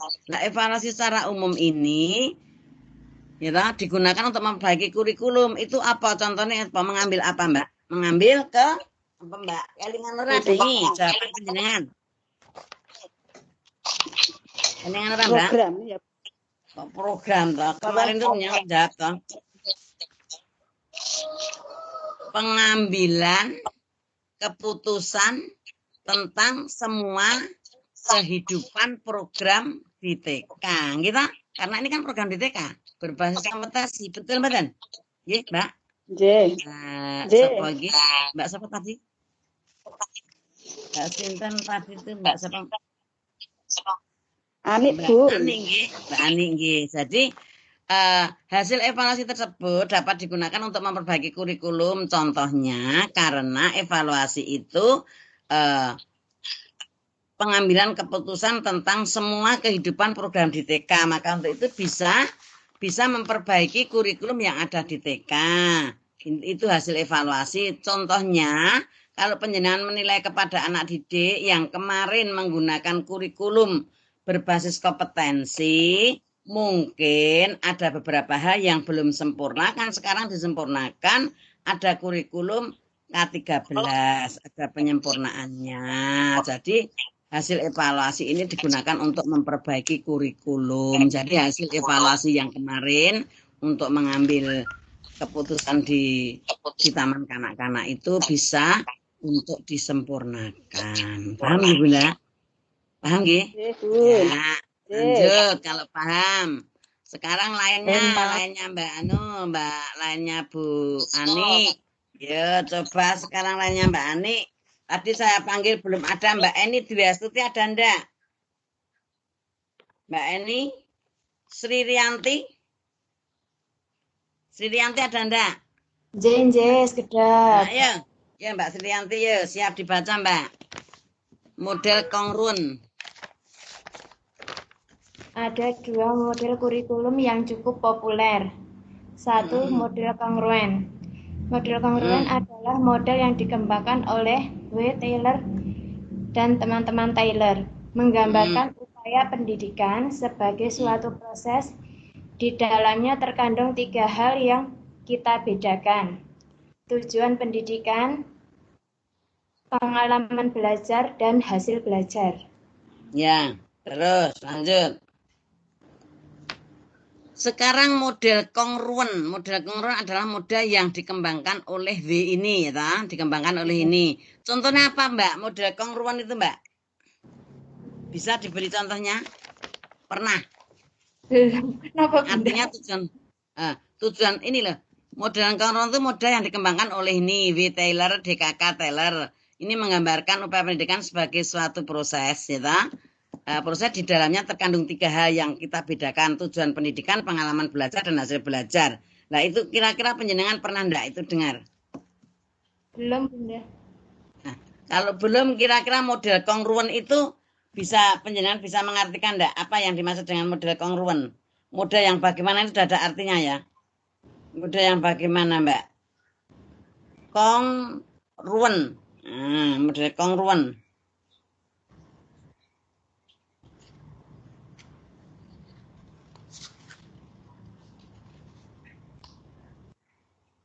Ini model yang sifatnya untuk membangun itu loh Mbak. Paham? Model kongruen itu keadaan 2 bangun model yang seperti melipat itu loh. Ada segitiga itu namanya bentuk-bentuk geometrik itu loh, Mbak. Oh, yang bentuk-bentuk pengenalan bentuk-bentuk geometri ini kok Bunda. Nggih. Ada sama dengan sebangun, datar, sebangun belum, yaitu tetapi semua bangun datar yang kan ini termasuk itu. Apa kalau balok itu Bunda? Ya sekarang ini diwujudkan jangan yang balok. Gunting-guntingan model kongruen itu penjenengan memberikan kegiatan pada anak, umpamanya buat bentuk-bentuk geometrik ada segitiga, ya toh? Ada segi persegi panjang, ada segi 4, terus Bunda di sekolahan kan ada metode, ada demonstrasi dan pemberian tugas, mendemonstrasikan bentuk-bentuk geometrik dulu, terus setelah itu anak disuruh menempelkan bentuk geometrik menjadi bentuk rumah, umpamanya yang segitiga untuk apa itu atas rumah itu ya, untuk payon, yang segi 4 untuk pintu, yang ada lagi lingkaran untuk membuat apa itu namanya model kongruen. Jadi model jadi model yang ada segi 4, segi 5 sebangun itu loh. Itu dapat dikatakan model kongruen. Coba dilihat pada buku kurikulum ini kan ada yang model 12 ada 2 model itu ya kongruen itu yang paham nggih? Jadi kalau model kongruen itu dapat dikatakan model yang 2 bangun datar yang sama, namanya segitiga kita sebangun. Nah, tetapi semua bangun datar yang sudah pasti itu kongruen ya, itu model kongruen nggih. Jadi yang di situ yang dimaksud model kongruen seperti itu. Contohnya seperti itu, nggih, tergantung ada pengalaman belajar dan hasil belajar lah. Tujuan pendidikan ini harus bisa membedakan seperti itu, nggih. Jadi dapat dikatakan kongruen itu berlaku pada banyak jenis bangun datar. Yang pertama adalah ruas garis, 2 ruas garis. Kongruen adalah 2 garis yang memiliki panjang yang sama.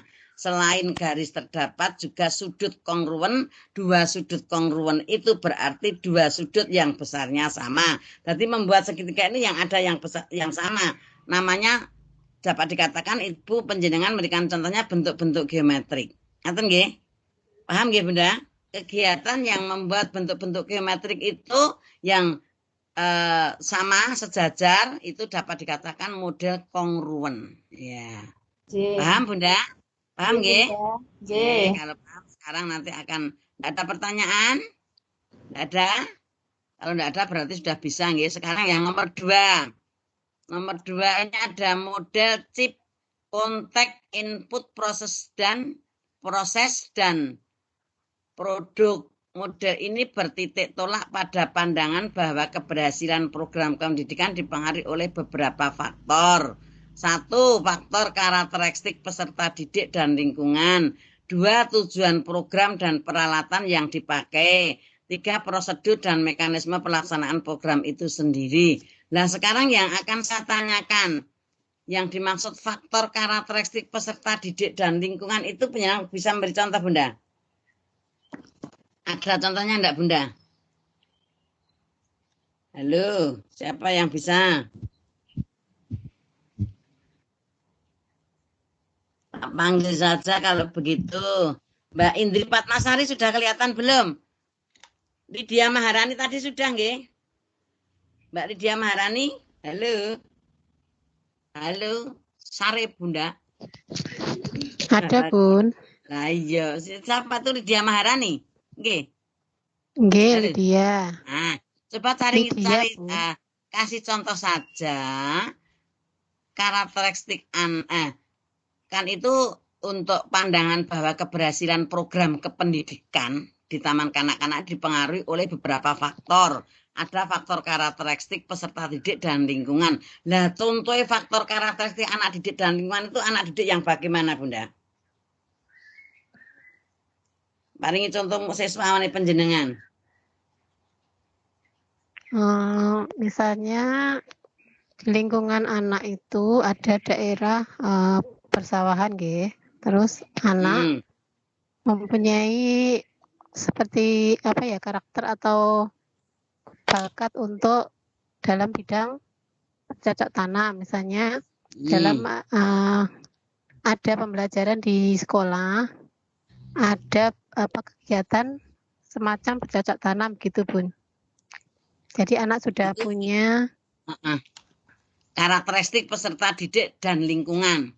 Berarti anak didik itu sudah, karena di lingkungannya itu ada bercocok tanam, anak itu juga mengikuti, punya karakteristik setiap di sekolah dia bisa mengikuti itu contoh-contoh Bu Guru untuk bercocok tanam termasuk piye? Nggih, Bun. Jadi di sekolah diberikan kegiatan Bu Guru cara bercocok tanam, mencoba menanam padi-padian dalam kaleng. Begitu. Terus di rumah karena dia dengan lingkungan setiap hari sudah melaksanakan seperti itu, di sekolah tidak akan, hasilnya di sekolah tetap bisa melaksanakan. Namun teman yang lain mungkin yang di lingkungannya tidak pernah ada seperti itu agak kurang bisa mengikuti. Gitu. Nah, apa tapi yang dimaksud evaluasi model CIP ini tadi bertitiplah pada pandangan bahwa keberhasilan program dan dipengaruhi oleh ini. Maksudnya apa toh niki? Evaluasi yang seperti ini, evaluasi apa ini, Bunda? Dalam rangka apa ini? Apa ya, Bun? Belum begitu paham ya, Bun. Orang macam sih. Maksudnya tidak kan modul 12 itu cuma sedikit kayak tidak dibaca. Evaluasi CIP itu merupakan model evaluasi, gitu. Model evaluasi yang lebih lengkap karena ada konteks, input, proses, dan produk kan begitu.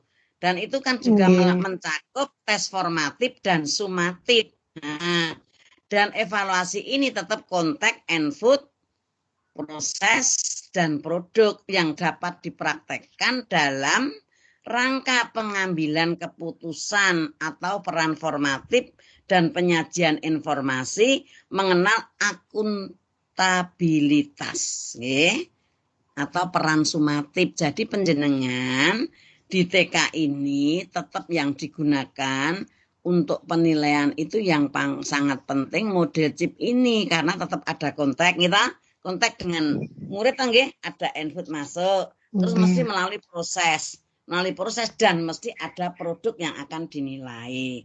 Maksudnya seperti itu. Jadi tetap ada peran formatifnya dalam penyajian informasi. Jadi tes itu kan ada formatif dan sumatif toh Bunda. Gini apa mboten nek panjenengan? Nggih, ada tes formatif, ada sumatif. Nek sumatif itu yang kita laksanakan seperti dalam arti kita untuk mencarikan konteks-konteks input ini. Kalau yang sumatif itu kan mengenal secara akuntabilitas. Penjenengan harus bisa itu dibaca masuk modul 12. Ya ini kalau nanti besok ada ujian negara penjenengan paham gitu.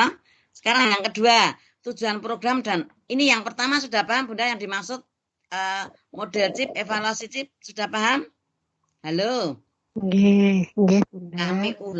Kami ulang panjenengan kersane paham nggih.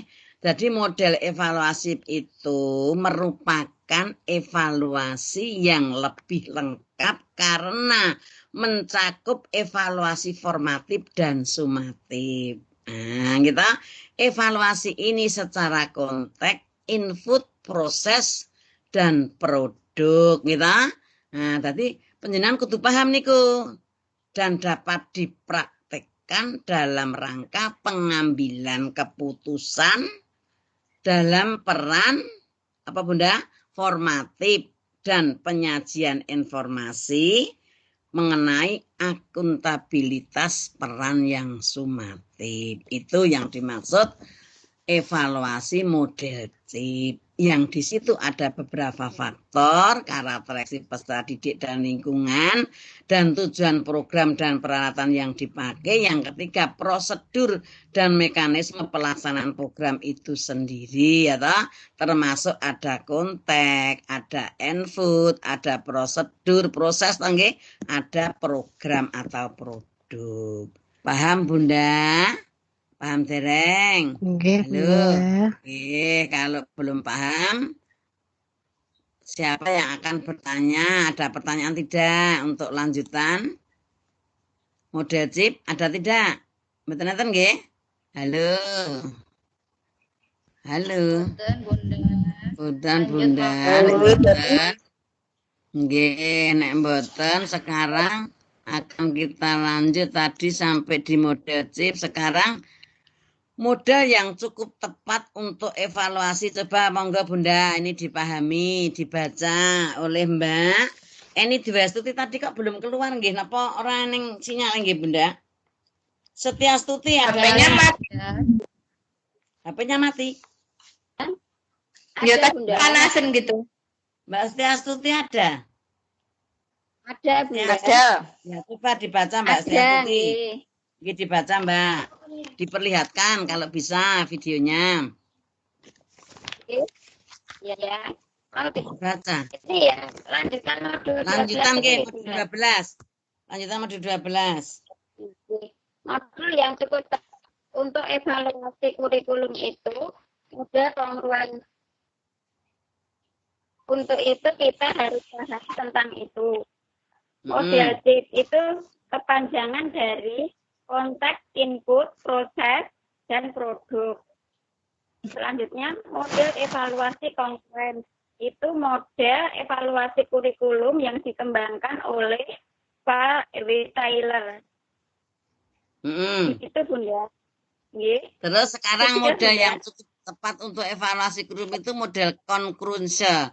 Untuk itu kita harus paham tentang itu model chip itu kepa. Sekarang model kongruensi tadi sudah dibahas apa Bu nggih coba dibaleni mudeng ora? Sing model artinya tadi loh. Kongruan. Ya. Apa tadi? Kongruan itu ya maksudnya kongruan itu tadi ya Bunda. Iya. Ya itu di antara dua contohnya di antara dua bangun itu yang sama gitu Bunda. Jadi model kongruensi itu sangat tepat diberikan untuk mengevaluasi kurikulum karena itu ada bentuk-bentuk membuat bentuk apa Bunda? Kongruensi tadi geometri.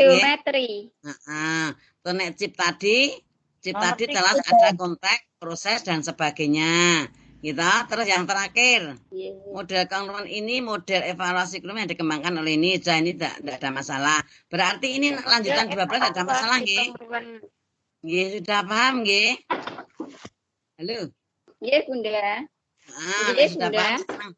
Nggih, kita lanjutin lagi. Bentar. Ini lanjutan chip. Ayo, ini dibaca. Untuk model chip. Sinten? Siapa itu yang baca sinten? Chip itu dikembangkan. Ndak penjenengan sinten, Bunda? Masih Setiastuti, Bunda. Nggih timbul diketok gambare. Bisa enggak? Videonya diperlihatkan bisa enggak?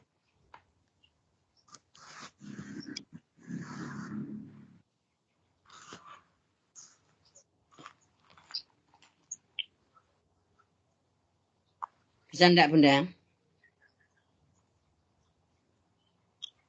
Ayo mana ra ketok-ketok.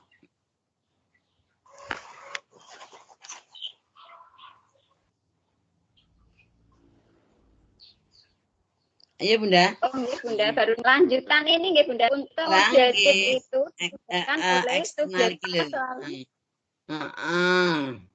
ada konteks, ada input atau dan selalu produk. Ada dua pendekatan. Maka selalu ada konteks, ada input pada ya dibaca proses dan ada selalu memperproduk. Ya. Terus niki dibaca perbandingan niki. Ada dua pendekatan pokok yang ditempuh oleh kegiatan evaluasi. Perbandingan dengan kriteria intern dan ekstern. Sekarang penjenengan jelaskan perbedaannya intern dan ekstern itu apa? Nah, internal gitu aja, internal dan eksternal. Sekarang perbedaan internal dan eksternal. Sing internal ki apa Bunda? Internal. Dari dalam tuh internal tuh. Gini apa betul? Nah, internal itu kan sesuatu yang menyangkut bagian dari dalam tubuh kita. Benda itu namanya internal. Ini eksternal. Sesuatu yang menyangkut bagian dari luar, gitu, dari luar sesuatu atau dapat dibilang dengan kebaikan yang ada dari internal. Tadi internal itu dari dalam, ini eksternal itu dari luar. Paham nggih? Kalau ini apa arti dari ini? Sublebem itu pernah dengar enggak? Dereng itu Bunda. Dereng. Kemarin baca enggak? Kemarin baca tidak? Orang baca toh? Nah, orang baca orang iso nggih. Makanya kan saya matur wit kemarin. Bacalah gitu. Bacalah.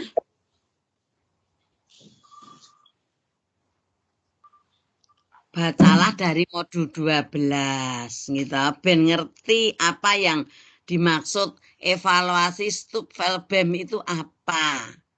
Nah, kuwi evaluasi model opo, kuwi modele orang Inggris, nek kene tidak menggunakan, tapi itu tetap secara edukasi penjenengan tetap menggunakan itu. Mung artinya berbeda. Kalau itu model evaluasi menurut itu menurut ini, maksudnya menurut ini Mbak. Nggih, model evaluasinya itu seperti dengan CIP. Tadi lho Bunda, paham nggih? Program yang dikembangkan dari Stubfelbem ini yaitu program produk CIP tadi gitu, model evaluasi yang memerlukan evaluasi kontak and food, proses dan produk. Kenapa tuh? Nah, gitu. Jadi ini hanya CIP ini dikembangkan oleh ini itu nama. Paham nggih? Nggih. Nah, jadi yang dikembangkan oleh Stubfelbem ini evaluasi model CIP, contact and food, proses dan produk. Maka maka selalu ada ini. Nah, selalu memproduk. Ada dua pendekatan pokok yang ditempuh oleh kegiatan evaluasi, yaitu pendekatannya internal dan eksternal.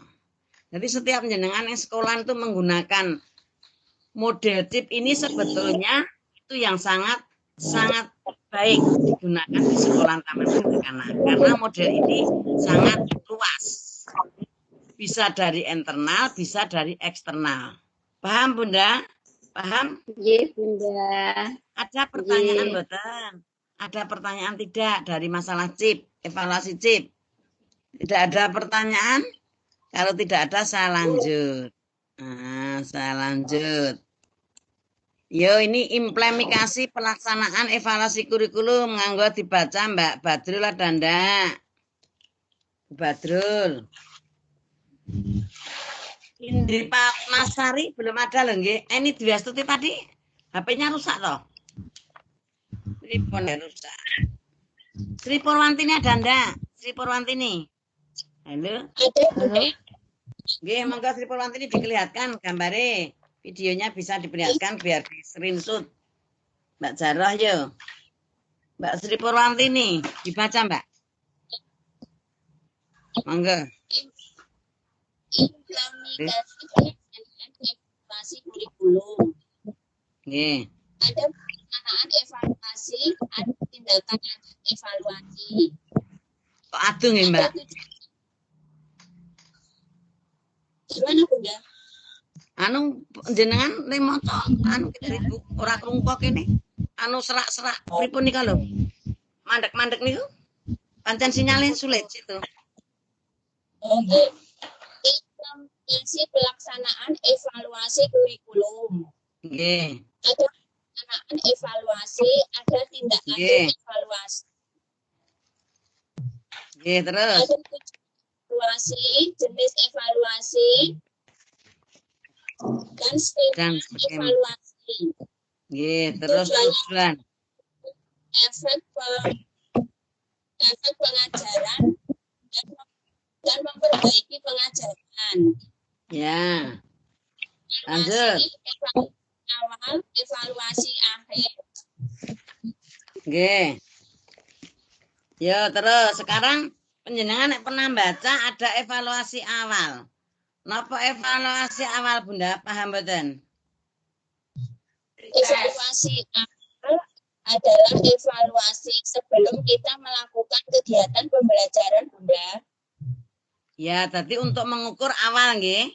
Terus evaluasi antara. Evaluasi antara. Evaluasi antara itu evaluasi yang dilaksanakan antara evaluasi awal dan evaluasi akhir. Istilah prosesnya gitu, Bunda.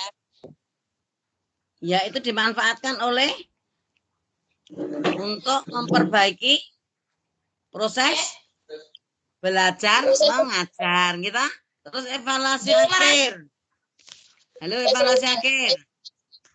Dilaksanakan setelah pembelajaran. Untuk apa, Bunda?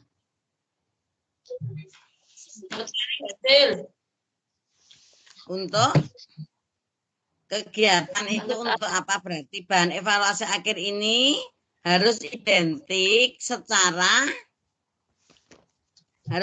dengan bahan evaluasi awal. Jadi kegiatan kalau awal itu untuk mengawali, kalau yang antara ini untuk antara yang awal dan yang tengah itu untuk apa Bunda? Sing antara tadi? Di antara. Untuk apa tadi yang antara? Yang antara tadi kan untuk memperbaiki proses belajar mengajar. Sing antara tadi, kalau yang akhir itu harus disesuaikan dengan apa Bunda? Dengan evaluasi awal. Nggih. Kalau baca mesti bisa, nggih, kalau baca mesti bisa. Nggih, ada pertanyaan antara evaluasi awal akhir dan antara awal, antara dan evaluasi akhir sudah paham semuanya dalam mengevaluasi di sekolahan mestinya kan penjenengan mengevaluasi ada awal gitu. Mungkin terus evaluasi antara itu memperbaiki proses belajar yang tadi dievaluasi awal kurang pas nanti untuk diperbaiki. Terus evaluasi akhir berarti harus disesuaikan dengan evaluasi awal supaya mendapatkan nilai yang terbaik. Ngaten nggih Bunda? Paham nggih? Halo. Ya, Bun. Ya, kalau ya kita lanjut. Itu kita lanjut dengan ini. Oh, ya, kita lanjut. Kita lanjut untuk pembelajaran yang kita diskusi tidak lewat pada materi PowerPoint, ya.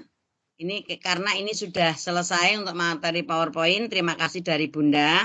Semoga apa yang saya diskusikan sejak modul 1 sampai dengan modul 12 semua bisa memahami agar bisa membuat perubahan dalam kegiatan belajar mengajar di PAUTK masing-masing.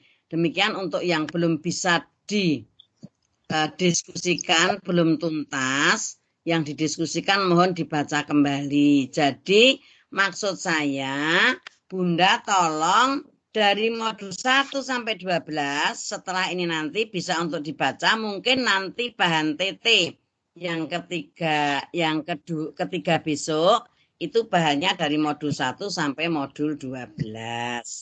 Paham Bunda? Halo? Bunda. Paham. Ya, sekarang kita lewat sini. Ya, sekarang kita lewat sini. Mari kita pergi. Nah, bisa kelihatan nggih. Bunda juga bisa kelihatan dari situ.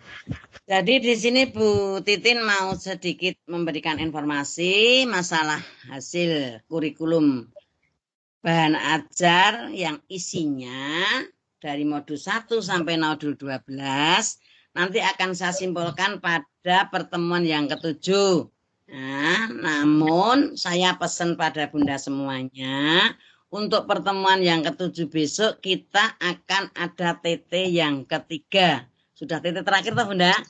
Nggih, sudah TT terakhir. Nah, untuk TT terakhir ini mohon Bunda mengikuti jadwal sajalah. Ya, mengikuti jadwal. Kalau jadwalnya itu sudah saya share pada penjenengan, saya tidak usah banyak WA. Selesai 1 hari sebelum sebelum tutorial yang ke-8, Bunda mohon sebelum jam 12 hari Sabtu itu paling tidak Sabtu pagi itu semua sudah masuk.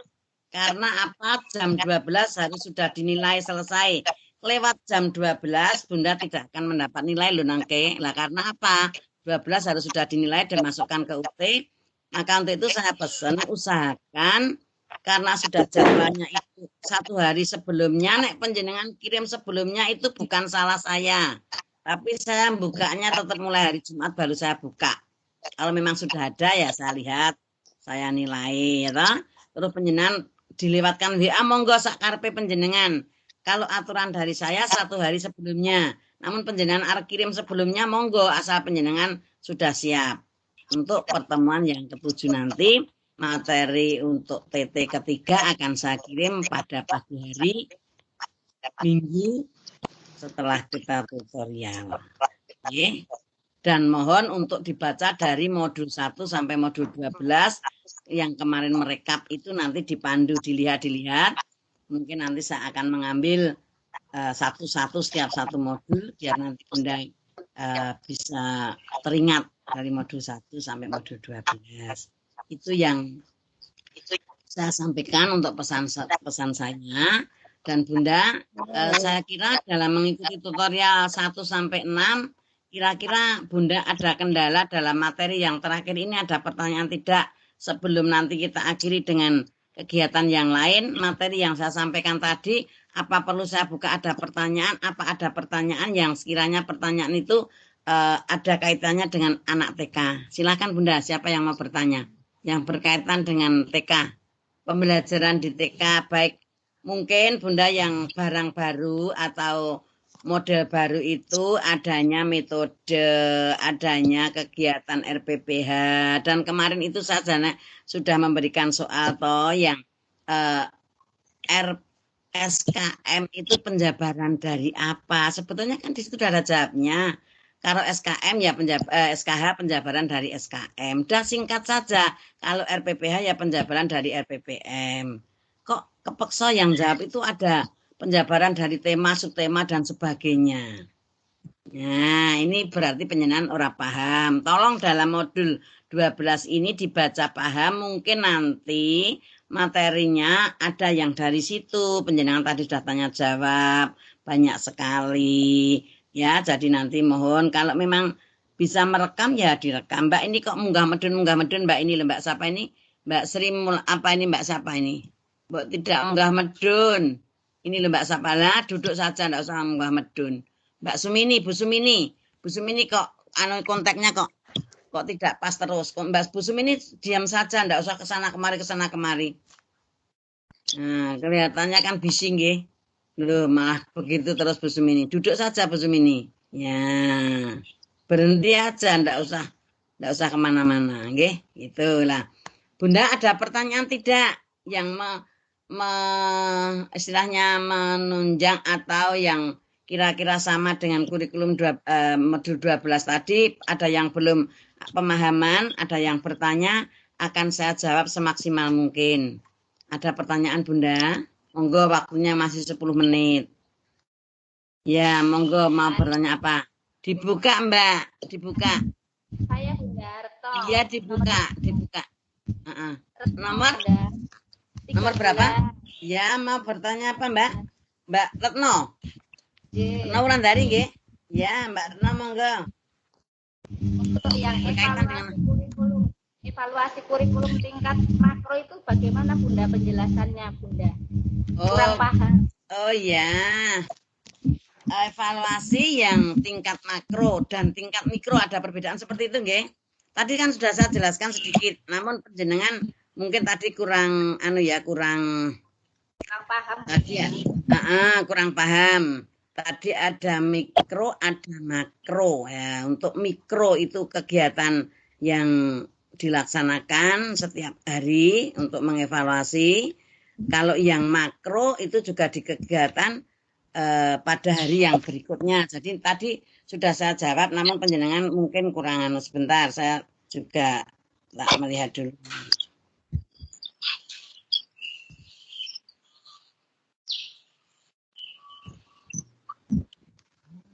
Ya, Jadi kalau yang penjenengan dalam buku ada yang halaman berapa itu masalah evaluasi yang tingkat mikro nggih, yang tingkat mikro itu evaluasi itu yang disajikan secara singkat dalam kegiatan pembelajaran. Tetapi kalau yang makro itu diberikan secara bertahap. Panjenengan pernah mengadakan evaluasi di Taman Kanak-kanak? Nggih napa mboten? Nggih. Nah, dengan modal yang tadi, yang mikro itu dengan modal yang apa itu tadi apa jenenge? Menyusun tadi lho Mbak, apa? Kongruen bukan menggunting tadi lho Mbak, menggunting tadi lho. Nah, mikro itu dengan modal yang kongruen yang digunakan di Taman Kanak-kanak itu yang model mikro itu yang digunakan di model mikro itu antara lain yang itu. Kalau yang model makro itu dalam pengajaran. Yang model makro itu yang dalam pengajaran setiap hari disampaikan, tetapi mungkin lebih tepat yang model mikro. Karena yang model makro itu termasuk juga tepat, termasuk yang chip tadi loh. Yang makro itu yang chip, kontak, ya, input, proses, produk. Nah, itu yang model makro, itu digunakan seperti itu. Nah, tujuan kegiatan evaluasinya itu untuk tingkat makronya itu dilakukan untuk menghasilkan masukan-masukan yang diperlukan dalam penyusunan pembelajaran. Jadi kalau yang mikro itu menggunakan yang tadi yang model konkret tadi, tapi kalau yang makro dengan menggunakan yang chip. Jadi itu perbedaannya itu aja. Kalau mikro yang menggunakan dengan yang menyusun balok atau dengan yang apa itu menggunting-gunting tadi loh Mbak, segi 4, segi 3 ya. Ya, terus kalau yang makro penjenengan gunakan dengan model chip. Ada kontak, ada input, ada proses, ada produk. Paham nggih? Paham. Paham. Perbedaannya itu nggih, itu untuk model makro dan mikro. Jadi memang ada perbedaannya. Nggih, jadi panjenengan ning sekolahan menggunakan kedua-duanya itu juga bagus gitu. Jadi bentuk-bentuk geometrik itu yang digunakan di mikro, kalau yang makro menggunakan yang model chip itu yang sangat tepat di Taman Kanak-kanak. Cukup? Bisa menerima? Nah, terima kasih ya. Coba sekarang untuk kegiatan pembelajaran saya ulangi kembali lagi. Untuk pembelajaran yang ke-7 tetap hanya TT ketiga dan saya akan mendiskusi ulang dari awal sampai dari modul 1 sampai modul 12.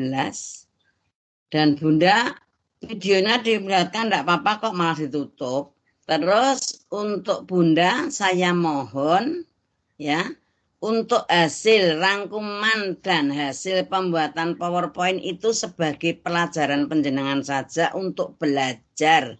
Dan itu untuk dokumen bahwa panjenengan pernah kuliah dengan kurikulum bahan ajar, materinya satu buku itu panjenengan bisa merangkum dan ada bukti PowerPoint-nya, itu bisa untuk pembelajaran panjenengan di Taman Kanak-kanak. Mungkin besok panjenengan disuruh menjelaskan tentang kurikulum bahan ajar, panjenengan sudah punya PowerPoint, ya toh? Mungkin mengikuti workshop, itu sudah bisa untuk belajar di rumah. Jadi tidak usah dipaparkan, tetap tugasnya TT2, besok kita memberikan tugas, jumlahnya mungkin sama. Hanya nanti kita merangkum dari modul 1 sampai modul 12. Ngerti nih Bunda? Paham nggih yang saya maksud? Paham nggih? Ya. Paham terus Bunda. Paham nggih? Paham. Kalau paham, untuk kegiatan ini tadi sudah kita mulanya 8 kurang 10, ini jam 10 kurang 10, tapi mohon tadi Bunda kan mencatat nyanyian saya, apa ada yang bisa menyanyikan? Silahkan. Saya ulangi sekali, panjenengan terus nanti ada yang menyimak, terus menyanyi nggih Bunda? Nggih, biar stres. Kelihatan enggak dari situ? Biar stres penyanyi tadi mencatat atau merekam? Catat. Sekarang itu judulnya Pak Tani. Bisa itu untuk mulok karena daerah panjenengan katanya daerah persawahan. So esok Bapak Tani mikul pacul menyang sawah nandur pari nandur sayur. Parine lemu-lemu sayure ijo-ijo kabeh mau kuwi kebutuhanku. Awan-awan pak nelayan golek iwak, manggil sampan gawa colong gawa keranjang, jalane diuncalke. Aduh akeh iwake yen digoreng sreng sreng. Aduh enake yen digoreng sreng sreng. Aduh enake. Ya, coba Bunda siapa yang bisa? Ayo yang bisa siapa? Mbak Retno bisa ndak? Ayo. Halo. Coba ya Bunda. Ya, coba siap. Siap, yuk. Esok-esok bapak tani mikul pacul, menyang sawah nandur pari nandur sayur, parine lemu-lemu sayure ijo-ijo kabeh mau kuwi kebutuhanku. Awan-awan pak nelayan golek iwak, manggul sampan gawa jala gawa kancang, jalane diuncalke aduh akeh iwake yen digoreng sreng-sreng aduh enake. Iya, tepuk tangan Mbak Retno. Tapi kok malah ditutupi niki lho penjenengan malah mukanya tidak kelihatannya separuh. Nah, Eli no, yang lain. Ayo, 2 lagi. Atau siapa Mbak Nur Hidayati bisa enggak? Ayo Mbak Zara bisa enggak Mbak Zara? Kalau tidak Mbak Sri Saparwadiatni bisa tidak? Ada ndak ini Mbak Sri Saparwadiatni? Yo Mbak, ayo Mbak, penjenengan Bu. Iya Bu. Ayo. Iya Bu Sapar.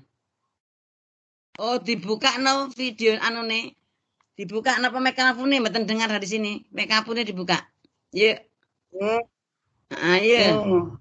Siap. Esok bapak tani mikul cangkem. Yo sip. Sawah nandur pari nandur sayur. Parine lemu sayur hijau kabeh mau kebutuhanku.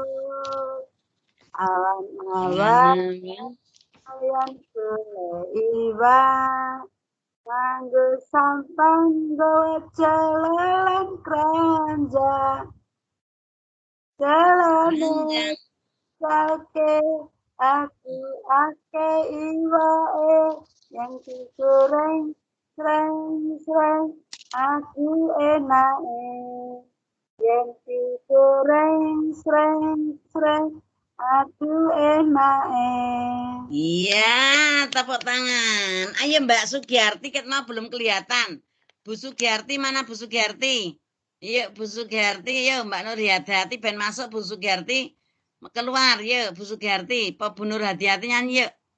Bu Sugiyarti, Bu Oya Ajeng, Bu Oya Ajeng, Bu Widyawati yang belum kelihatan. Ayo yang belum bisa, Bu Badrul yang belum tadi belum membaca. Yuk, siapa nih Bu siapa nih? Mbak Widyawati.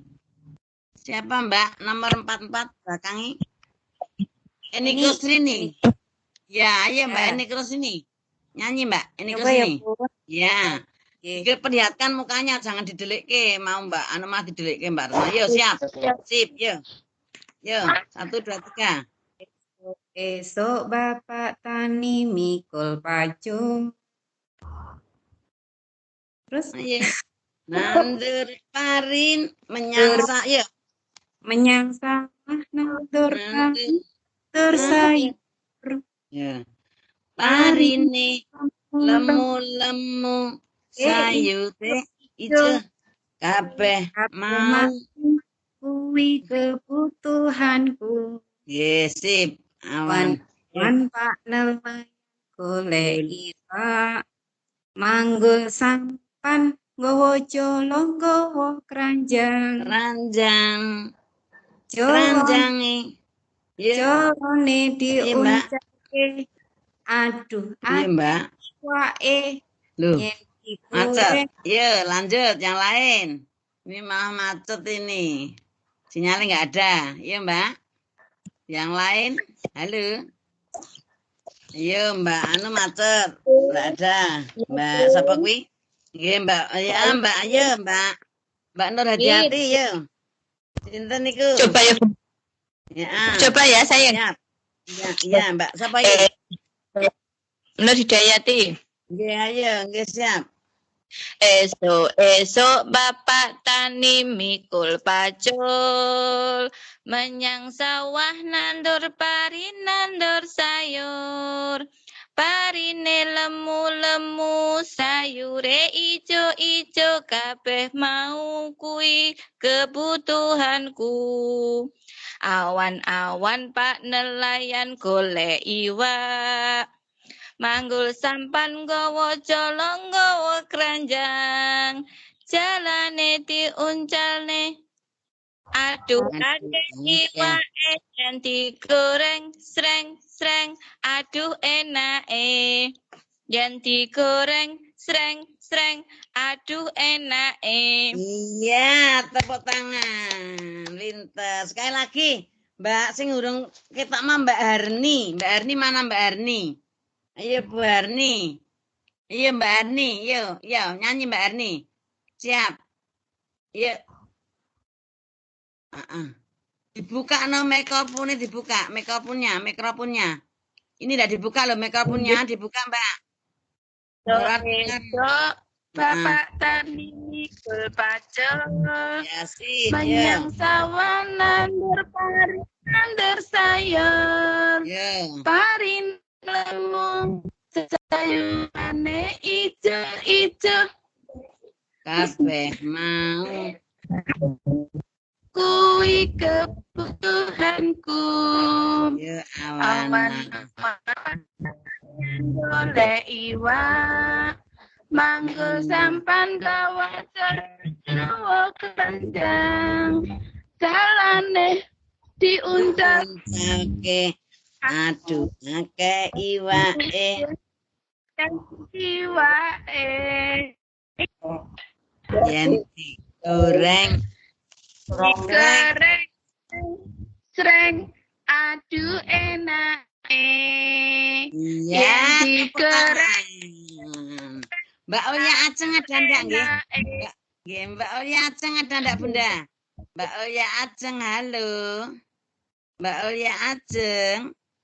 Bu Badrul tidak anu toh, tidak masuk toh. Halo Bu Badrul. Bu Badrul, halo. Bu Badrul. Enggak ada toh. Sudah keluar toh. Mana? Kok keluar belum selesai kok keluar. Bu Anu, Bu Sri Sugiarti ada ndak? Bu Sri Sugiarti. Mana? Sing belum keluar ini tadi Bu Badrul, Sri Sugiarti, Mbak Oya Ajeng yang belum partisipasi hari ini. Ini saya Bun. Sinten? Sugiarti Bun. Nah, iya Mbak Sri Sugiarti nyanyi Mbak, bisa enggak? Enggak. Ini putus-putus terus Bun, enggak bisa nyambung terus suaranya. Ya, Mbak Subekti Mayasari ada ndak? Mana? Mbak Subekti Mayasari. Ada Bu. Bisa Ada. enggak nyanyi? Bisa enggak? Insya Allah bisa Bu. Ya coba ya siap. Mbak Subekti tinggal ini Mbak. Ini juga mau neneng toh. Mana diperlihatkan? Sawah nandur pari nandur sayur. Ganti raket Pak Pia ini. Nggih Bu. Pari lemu. Diketokkan Mbak Bekti. Sayure ijo-ijo. Kabeh mau kui kebutuhanku. Ya, terus. Awan-awan pak nelayan golek iwak. Manggul sampan nggawa jala nggawa keranjang. Jalan desi sare. Aduh wae yang digoreng seng. Aduh yang digoreng. Iya.